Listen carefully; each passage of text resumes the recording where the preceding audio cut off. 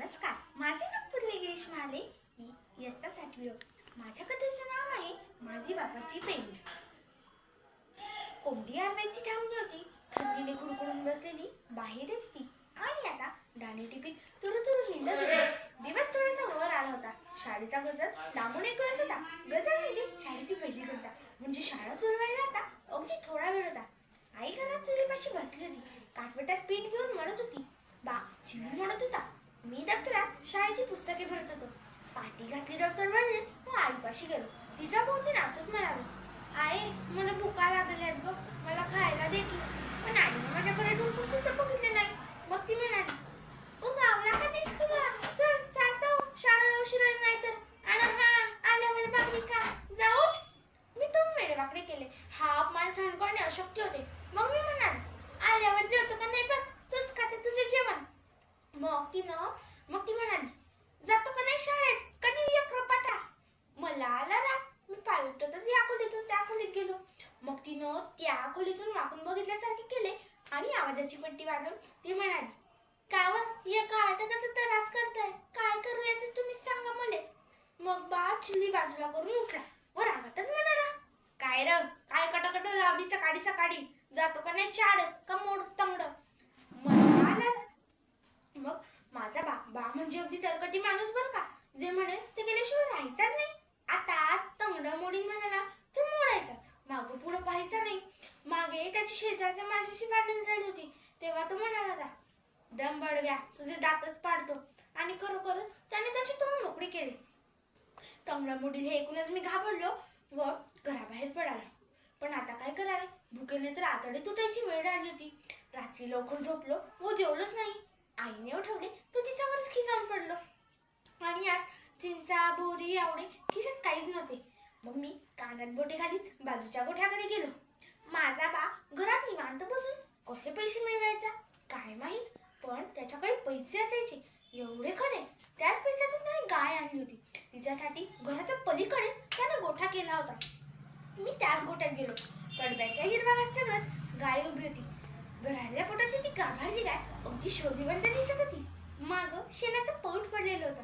कोंबडीचे पिल्ले फर्र करून तिचं पाय खालून जात होती. ती त्यांना फसकावत होती व शेपटीवरच्या माशावरील पुन्हा कडबा चावत होती. तिची तर मोठी मज्जाच होती. तिला खायला तरी मिळत होतं. पण मी काय करावं बरं. मग थोडा वेळातच शेणामताच्या वासातून एक खमंग वास माझ्या नाकात शिरला.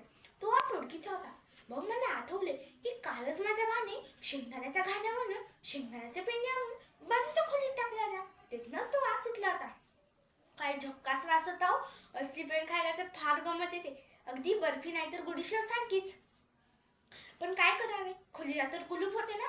मग मी छोट्या दृष्टीने इकडे तिकडे पाहू लागलो. मला कडबा दिसला. कडब्यावरून खोलीची खिडकी दिसली. खिडकीच्या पट्ट्या त्यांना आत जाणे जमले असते, कारण खिडकीच्या पट्ट्या लाकडी होत्या. पावसाच्या पाण्याने कुजलेल्या. पाठी दप्तर बाजूला ठेवले. कुंडीला हात बडकट टेकून मी खिडकीची पट्टी मोडली व आत शिरलो. गपदीशी आवाज आला. जर तो माझा बाला ऐकू गेला तर तो माझी हाडेच मोकळी करायचा, कारण तो त्या खोलीत कोणालाच जाऊ द्यायचा नाही. मी अगदी दबक्या पावलांनी आत गेलो. खोलीच्या कोपऱ्यातच पेंडीचा ढेक उताना घातला होता. त्यावरच मी एक पेंड उचलली. तिला मोडण्याचा प्रयत्न करू लागलो, पण मुडता मुडे ना हो. बाजूलाच कुऱ्हाड होती, पण ती आवाज करणारी भानगड होती. आणि आता शाळेची वेळ झाली होती व बाई येण्याची शक्यता होती. म्हणून मी तुकडा जोडण्याचा नाद सोडला व सरळ ढिगाऱ्यात हात घातला. तिथनं काही तुकडे व फुगा हाती आला. भुगा तोंडात उमटला व तुकडे खिशात टाकले. आणि त्याच प्रकारे खोलीच्या बाहेर निघालो व शाळेच्या दिशेने जाऊ लागलो. चालता चालता माझे डोके एकदम भलकले. अगदी गुंगी आल्याप्रमाणे वाटू लागले. तरीही मी जसा जसा शाळेत गेलो, मास्तर वर्गात गणिताचे उदाहरण देत होते. मास्तरांचे लक्ष माझ्याकडे गेले. मी सरळ चालण्याचा प्रयत्न करीत आत गेलो. मास्तर रागात म्हणाले, ये बघा आले रावसाहेब. मग मास्तरांनी विचारले, काय रे घाई थोड्या, उशीर का झाला. आमचा मास्तर फार मारकुटे होता. थोडासाही उशीर झाला का फार मारायचा. मग मला काही समजले नाही. नकळत मला ही करून हसायला आले. मग मास्तरांनी ही करून हसायला आले. मग मी थोडे चढून पाहतो काय, मास्तर उलटे व वर्गातली पोरं अगदी गमतीशीर बसली होती. कोणी आडवे, कोणी उभे, तर कोणी तिरपे कलंडले होते. मग मास्तरांनी पुन्हा विचारले, काय रे उशीर का झाला, सांगतोस का नाही का टांग उलट? मग माझ्या डोक्यात प्रकाश पडला. असं आहे बाई, आज सर्व पोरे उशिरा आली होती व मास्तरांनी त्यांना उलटे टांगले होते व स्वतःही उलटेत नकले होते. नकळत मला ही करून हसायला आले. मग मास्तरांनी मला मारले व मारता मारता त्यांचा हात माझ्या खिशावर गेला. मग त्यांनी विचारले, काय आहे रे बघ खिशात, बघू बरं. मी खिशातला पदार्थ काढून दाखवला. मास्तरांनी विचारले, काय आहे रे हे? पेंट. पण कसली पेंट?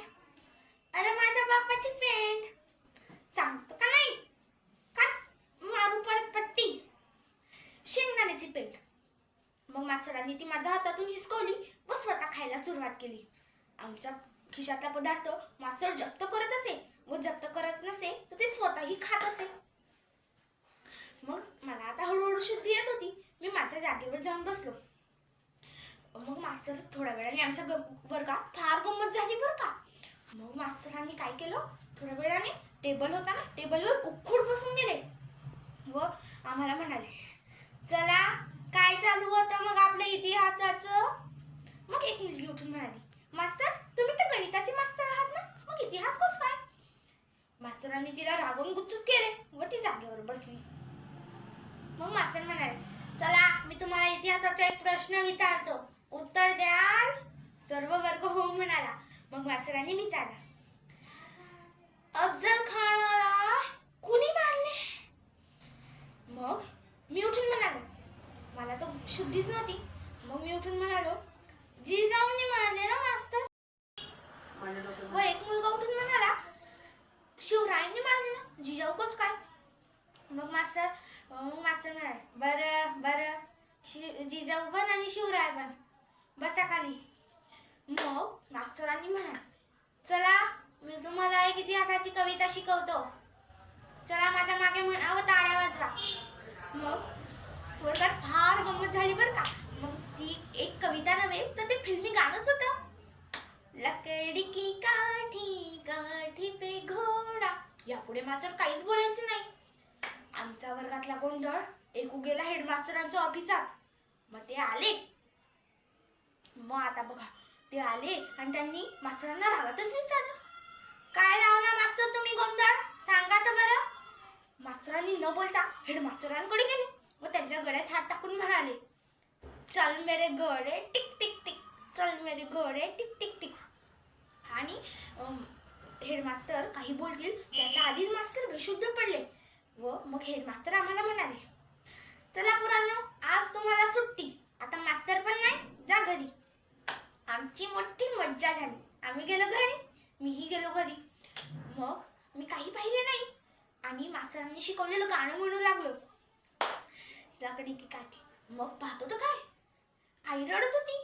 तिच्या आजूबाजूला बाया बसल्या होत्या व घराबाहेर गर्दी जमली होती.